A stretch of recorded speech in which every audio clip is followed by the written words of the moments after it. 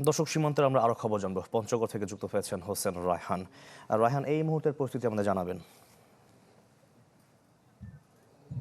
শাকিল, বিগত ৩ দিন ধরে পঞ্চগড়ের যে বড়বাড়ি সীমান্ত সেখানে যেটি সংকট রয়েছে সেটি কিন্তু এখন পর্যন্ত সুরাহা করতে পারেনি।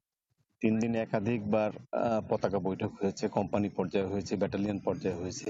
গতকাল সর্বশেষ ব্যাটালিয়ন পর্যায়ে সিদ্ধান্ত হয়েছে একটা যে তারা বলেছে যে আমরা বাংলাদেশের পক্ষ থেকে বিজিবি বলেছে যে আমরা অবৈধ অনুপ্রবেশকারী অর্থাৎ পুশিন করে যারা বাংলাদেশে প্রবেশ করানোর চেষ্টা হয়েছে যাদেরকে তাদেরকে কোনোভাবে আমরা বাংলাদেশে প্রবেশ করতে দিব না, এরকম বার্তা কিন্তু বিজিবিকে তারা বিএসএফ কে দিয়েছে।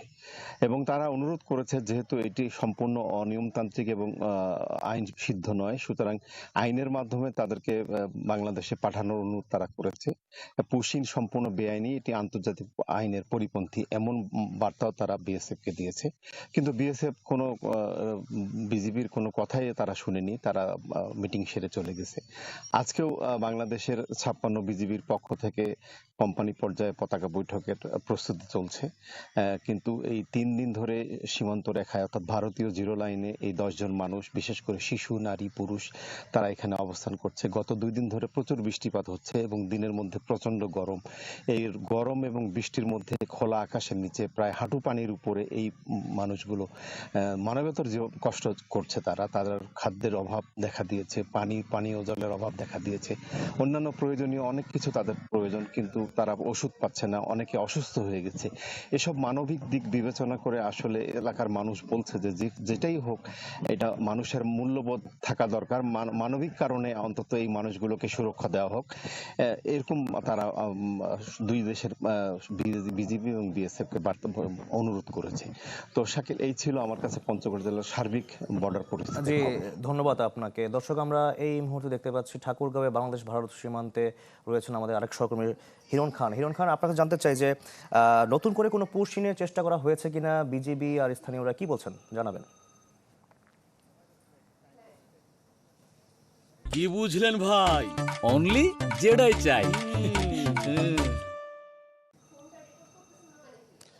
দেখুন, আমি এখন রয়েছি ঠাকুরগাঁয়ের বালিহারা, দক্ষিণ বালিহারা, এবং এখানে গতকাল থেকে কিন্তু ১১ জন, অর্থাৎ শিশু, নারী এবং পুরুষ, তারা মিলে ১১ জন কিন্তু আসলে এই বালিহারার যে সীমান্ত এলাকা, সেই এলাকায় কিন্তু রয়েছেন। আমরা এখন দেখতে পাচ্ছি বিজিবিকে এবং বিএসএফ, দেখতে পাচ্ছেন বিজিবি এবং বিএসএফ একদম যেই শূন্য রেখা বলা যেতে পারে, সেই শূন্য রেখায় একটি পতাকা বৈঠক হচ্ছে। এবং আমরা এই 42 বিজিবির অধিনায়ক, তিনি কিন্তু এখন আসলে যাচ্ছেন,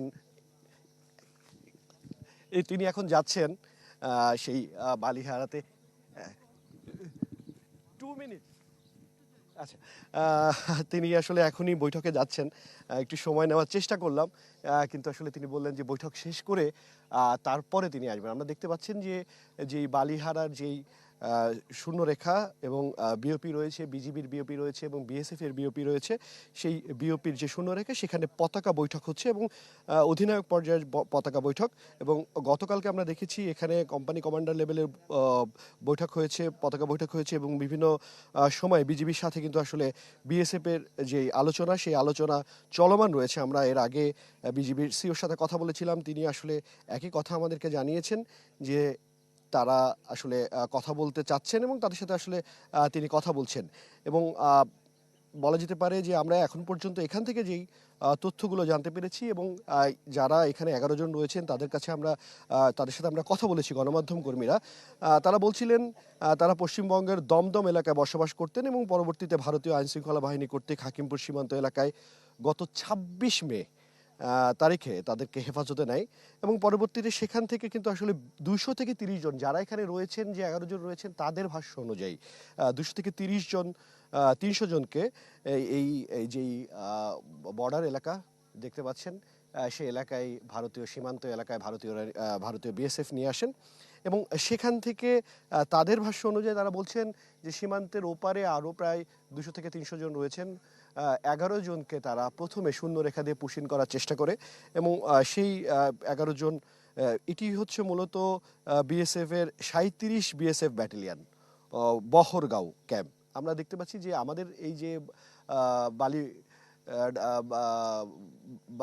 আমরা যেই জায়গাটিতে রয়েছি বাংলাদেশের ঠাকুরগাঁও যে সীমান্ত, সেই সীমান্ত ঠিক ওই পাশে বিএসএফ এর 87 বিএসএফ বহরগাঁও ক্যাম্প, এবং এই বহরগাঁও ক্যাম্পে আসলে 6 জুনে তারা কিন্তু আসলে 3:30টার দিকে, রাত আনুমানিক 3:30টার দিকে এই 349 নম্বর পিলারে তারা পিলার থেকে কিন্তু আসলে তারা এই 11 জনকে পুশিং করার চেষ্টা করে। তখন কিন্তু আমাদের এখানে যারা সাধারণ মানুষ রয়েছেন, আমি ঠিক যেখানে ক্যামেরা নিয়ে দাঁড়িয়ে আছি তার পিছনেই কিন্তু বাংলাদেশের যারা বাংলাদেশিরা রয়েছেন তারা কিন্তু অবস্থান করছেন, এলাকার লোকজন অবস্থান করছেন, এলাকার বৃদ্ধ থেকে কিশোর বয়সী সবাই অপেক্ষা করছেন, এবং তারা বলছেন তারাও আসলে বিজিবির সাথে এই পুশিং ঠেকাতে তারাও সহযোগিতা করছেন। এবং বিজিবির সিওর সাথে আমাদের কথা হয়েছিল, তিনি আমাদেরকে যেটা জানিয়েছেন যে এই উদ্ভূত পরিস্থিতি মোকাবেলায় সীমান্ত এলাকার সর্বোচ্চ সতর্কতা তারা জারি করেছেন, এমনটি কিন্তু আমাদেরকে তিনি জানিয়েছেন। এবং এখন যেটি দেখতে পাচ্ছেন যে এখন পতাকা বৈঠক হচ্ছে মূলত, এবং